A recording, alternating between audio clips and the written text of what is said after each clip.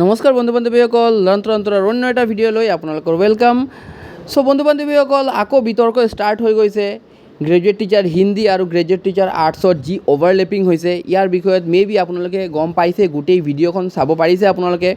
আৰু ইয়াৰ ওপৰত যি প্ৰেছ মিট যি হৈছে আমাৰ প্ৰেছ ক্লাবত গুৱাহাটী, সেইটোৰ ওপৰত আমাৰ বহুখিনি প্ৰাৰ্থীয়ে এইটোক লৈ অবজেকশ্যন কৰিছে আৰু প্ৰেছ যোগে মানে গভৰ্ণমেণ্টক ইনফৰ্ম কৰিছে যে GT হিন্দী আৰু GT আৰ্টছত দুটাই পদত যিসকল কেণ্ডিডেটে ছিলেক্টেড হৈছে তেওঁলোকক কিয় মানে গভৰ্ণমেণ্টে বা আমাৰ এডুকেশ্যন ডিপাৰ্টমেণ্টে উইথড্ৰল প্ৰচেছটো নাই দিয়া। তো তেওঁলোকৰ ডিমাণ্ড এটাই, আৰু ময়ো এইটো বিষয়ত আগতো কৈছিলোঁ, যদি GT হিন্দীৰ কেণ্ডিডেট বহুতো GT মানে আৰ্টছত গৈ সোমাইছে, GT হিন্দীৰ কেণ্ডিডেট GT আৰ্টছত গৈ সোমাইছে। ত' GT হিন্দীৰ কেণ্ডিডেটসকল যদি GT আৰ্টছৰ পৰা ওলাই আহে তেনেহ'লে কি হ'ব, অট'মেটিকেলি GT আৰ্টছত আৰু কেণ্ডিডেট চাকৰি পাব আৰু কাট অফটো আৰু তলত আহিব। চ' গভৰ্ণমেণ্টে মানে আমাৰ এডুকেশ্যন ডিপাৰ্টমেণ্টে এটা প্ৰচেছ ক্ৰিয়েট কৰিব লাগে যে আইদাৰ GT হিন্দী আৰু GT আৰ্টছৰ মাজত যিসকলে দুটাতেই পাইছে তেওঁলোকক এটা ছিলেক্ট কৰিব দিব লাগে। আৰু মই জানো, আমি চবেই জানো যে এই কথাটো, যদি এনেকুৱা এটা অপশ্যন দিয়ে তেনেহ'লে GT হিন্দীৰ কেণ্ডিডেটে GT হিন্দীকেই ল'ব, GT আৰ্টছত নাযায় তেওঁলোকে। কেলৈ কি, তেওঁলোকৰ মেইটো মাষ্টাৰী যিটো তেওঁলোকে পঢ়া শুনা কৰিছে GT হিন্দীত পঢ়া শুনা কৰিছে। ত' সেইকাৰণে এটা অভাৰলেপিং আমি বহুত আগৰ পৰা জানো যে অভাৰলেপিং হ'ব বুলি, বাট আমি বহুত ট্ৰাই কৰিছোঁ, আমি চবেই মিলি ট্ৰাই কৰিছোঁ, বাট ফাইনেলি GT হিন্দী আৰু GT আৰ্টছৰ মাজত এটা অভাৰলেপিং হৈ আছে, ঠিক আছে। আৰু ইয়াৰ ওপৰত আৰু এটা এতিয়া কেছ চলি আছে, মানে GT হিন্দী এতিয়া মানে মেইন এটা ইপি চেণ্টাৰ হৈ গৈছে বিতৰ্কৰ।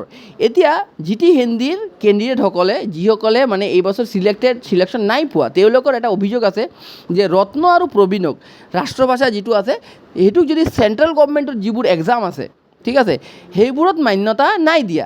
ত' নিদিয়াৰ পাছত কেলে অসম গভৰ্ণমেণ্টে GT মানে যিটো হিন্দী মেজৰ আছে তাৰ ওপৰত কেলে সেইটোক মান্যতা দিছে। অট'মেটিক কথা এটা যে GT হিন্দী যিসকলে মানে মেজৰ লৈ পঢ়া শুনা কৰিছে কলেজত ইউনিভাৰ্চিটিত, তেওঁলোকৰ এটা বেছি এটা চান্সেছ বা প্ৰিফাৰেঞ্চ এটা দিব লাগিছিলে গভৰ্ণমেণ্টে। তেওঁলোকে 3টা বছৰ কলেজত পঢ়া শুনা কৰিছে, ইয়াৰ পাছত কিছুমানে ইউনিভাৰ্চিটিতো পঢ়া শুনা কৰিছে GT হিন্দীক লৈ, ঠিক আছে। ত' হিন্দীৰ ওপৰত তেওঁলোকৰ মাষ্টাৰী বেছি।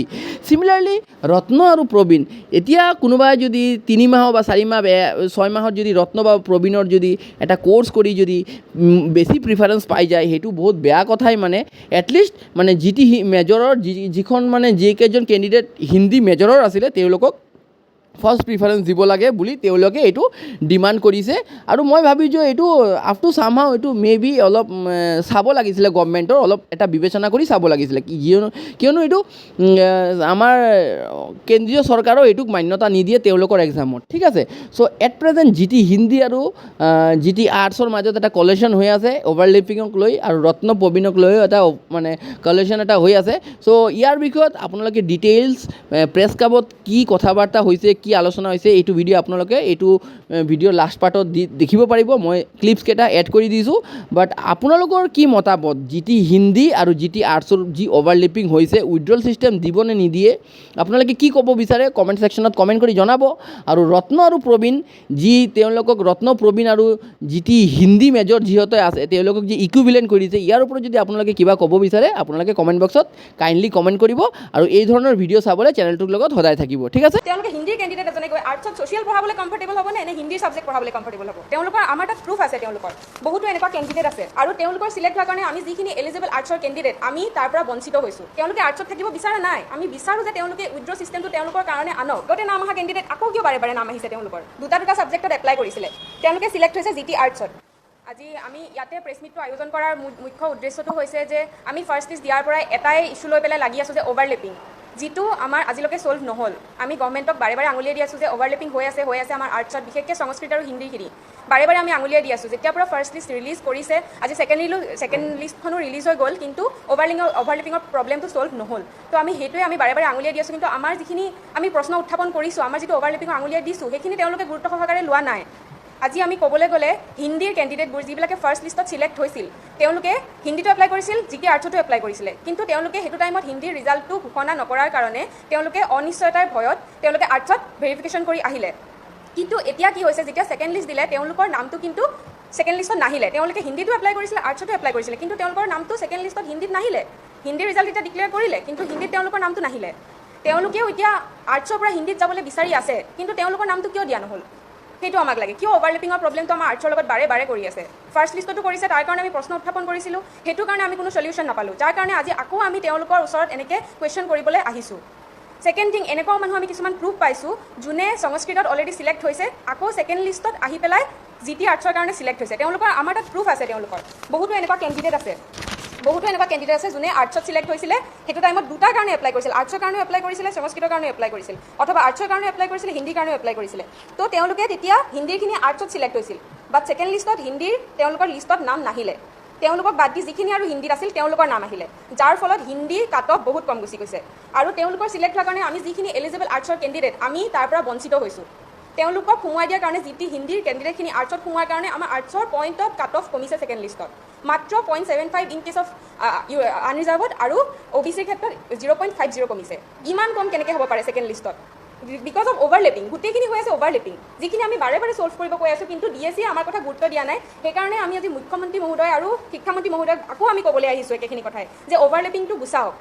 হিন্দীত যিখিনি কেণ্ডিডেট আছে তেওঁলোকে আমাৰ লগত আছে, আজি তেওঁলোকে যাব বিচাৰিছে হিন্দীলৈ, তেওঁলোকে আৰ্টছত থাকিব বিচৰা নাই। আমি বিচাৰোঁ যে তেওঁলোকে উইথড্ৰ ছিষ্টেমটো তেওঁলোকৰ কাৰণে আনক, যেনেকৈ মেথছৰ কাৰণে এটা টাইমত কৰিছিলে, মেথছৰ কাৰণে হেল্প কৰিছিলে, সেইটো আমাৰ আৰ্টছৰ কাৰণেও কৰিব বিচাৰিছোঁ। আমি কিয় ডিপ্ৰাইভ হৈ থাকিম আৰ্টছৰ কেণ্ডিডেটখিনি? আমি নিবিচাৰোঁ, আমি পাব লাগে সকলোৱে। সেনেকৈ সংস্কৃতৰো আগতে নাম অহা কেণ্ডিডেট আকৌ কিয় বাৰে বাৰে নাম আহিছে তেওঁলোকৰ? আমাৰ সেইটো কুৱেশ্যন উত্থাপন হৈছে। এইবোৰ আপোনালোকে চাব পাৰে, দুটা ছাবজেক্টত এপ্লাই কৰিছিলে, তেওঁলোকে চিলেক্ট হৈছে GT আৰ্টছত, এতিয়া আকৌ হিন্দীত নাম অহা নাই তেওঁলোকৰ। তেওঁলোকে হিন্দীৰ কেণ্ডিডেট হিন্দীত যাব লাগে, তেওঁলোকে হিন্দীৰ কেণ্ডিডেট এজনে গৈ আৰ্টছত ছ'চিয়েল পঢ়াবলৈ কমফৰ্টেবল হ'ব নে হিন্দীৰ ছাবজেক্ট পঢ়াবলৈ কমফৰ্টেবল হ'ব? সেইটো আমাৰ কুৱেশ্যন। ছেকেণ্ড থিং, এইবোৰ বহুত এনেকুৱা প্ৰুফ বহুত আছে আমাৰ তাত, বহুত প্ৰুফ আছে। আৰু এই অভাৰলেপিঙৰ যিটো সমস্যা, এই সমস্যাটো আপোনাৰ মানে মই ভাবোঁ সমাধান হ'ব যেতিয়া আপোনাৰ PGTৰ, বিশেষকৈ PGTৰ এতিয়ালৈকে কোনো ধৰণৰ দ্বিতীয় মেধাতালিকা দিয়া হোৱা নাইকিয়া, ছেকেণ্ড লিষ্টখন দিয়া হোৱা নাই। এই নিদিয়াৰ কাৰণে আজি এই অভাৰলেপিংটো ইয়াৰ পিছতো যদি আকৌ থাৰ্ড লিষ্ট দিয়ে, যদি PGTৰ ছেকেণ্ড লিষ্টখন নিদিয়ে, তেতিয়া কিন্তু অভাৰলেপিং হৈয়ে থাকিব। কিহৰ কাৰণে? 0.25ত পাবলৈ এতিয়া বহুত মানে কেণ্ডিডেট ৰৈ আছে, যিসকলে অলৰেডি সিহঁতে GT আৰ্টছৰ ফাৰ্ষ্ট লিষ্টখনত চিলেক্ট হৈছে, তেনেকুৱা কেণ্ডিডেট 0.25ত PGTত পাবলৈ ৰৈ আছে। এই PGTৰ ছেকেণ্ড লিষ্টখন যেতিয়া দিব, তেওঁলোকে নিশ্চয় PGTতে এপ্লাই কৰিব, PGTতে তেওঁলোকে চাকৰিটো কৰিবলৈ বিচাৰিব, তেওঁলোকে গ্ৰেজুৱেট টিচাৰৰ পষ্টতে এৰি দিব, আৰু তেতিয়াও আমাৰ বহুতখিনি পষ্ট খালী হোৱাৰ এটা আমি আশা কৰিব পাৰোঁ। গতিকে অভাৰলেপিং নাইকিয়া কৰিবৰ কাৰণে আমাৰ প্ৰচেছটো মানে 1 by 1 হ'ব লাগিব, গোটেইখিনি একেলগে কৰিলে নহ'ব। আৰু ইয়াত কোনো ধৰণৰ খৰখেদা কৰাৰ কথা নাইকিয়া। আমি এইটো কোৱা নাই যে আমি আজি ইয়াত থাৰ্ড লিষ্টখনৰ কথা ক'বলৈ আহিছোঁ, এইটো নহয় যে আমাক কাইলৈ বা পৰহিলৈ থাৰ্ড লিষ্টখন লাগে। আৰু এনেকৈ ৰিজাল্ট দিয়াই নাছিলে, প্ৰথমে চাওক, প্ৰথমে PGTৰ ৰিজাল্ট দিলে, PGTৰ ৰিজাল্ট দিয়া বহুত দিনৰ পিছত আমাক GT ৰিজাল্টটো দিছিলে। এতিয়া GT ৰিজাল্ট দিয়াৰ পিছত প্ৰথম কামটো আছিলে তেওঁলোকৰ যে PGTৰ ছেকেণ্ড লিষ্টখন দিয়ক। PGTৰ ছেকেণ্ড লিষ্টখনত যেতিয়া কেণ্ডিডেটখিনি সোমাব, GTৰ ফাৰ্ষ্ট লিষ্টত থকা কেণ্ডিডেটটো PGTৰ ছেকেণ্ড লিষ্টত সোমাব, তেতিয়া আমাৰ কি হৈ যাব, আমাৰ GTৰ পৰা আৰু আমাৰ পদ থাকি যোৱাৰ সম্ভাৱনা থাকে নহয়, এইটো হ'বই লাগে। আৰু আমাৰ ওচৰত এতিয়া প্ৰমাণো আছে, আৰু হয় এইটো আমি জানো যে চৰকাৰখনে আমাৰ কাৰণেই কাম কৰিবলৈ বিচাৰে বা আমাৰ সুবিধাৰ্থে তেওঁলোকে এইখিনি কৰিবলৈ আমাক পদখিনি উলিয়াই দিছিল বা আমি তেনেকৈ পৰীক্ষা দিছিলোঁ। কিন্তু আমি এতিয়া ৰিকুৱেষ্ট এইটোৱেই কৰিছোঁ যে শিক্ষামন্ত্ৰী মহোদয়ে যেনেধৰণে আমাক কৈছিলে বা আমাৰ এডভাৰটাইজমেণ্টতো আছে যে এখন 2খনেই নহয় 3খনেই নহয়, যেতিয়ালৈকে আমাৰ পষ্টখিনি ফিল আপ নহয় আপোনালোকক আমি লিষ্ট উলিয়াই দিম, আমি পদবী আমি ফিল আপ কৰিহে আমি এপইণ্টমেণ্ট লেটাৰ হাতত দিম। গতিকে তেওঁৰ আমি কাটৰ অনুৰোধ কৰিছোঁ ইয়াৰ পৰা যে তেওঁক আমাক যেনেধৰণে কৈছিলে।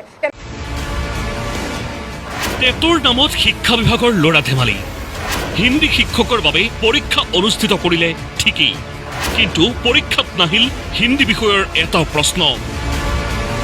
হয়, শেহতীয়াকৈ হিন্দী বিষয়ৰ শিক্ষকৰ বাবে অনুষ্ঠিত টেটত এনে কাণ্ডই সংঘটিত হৈছে।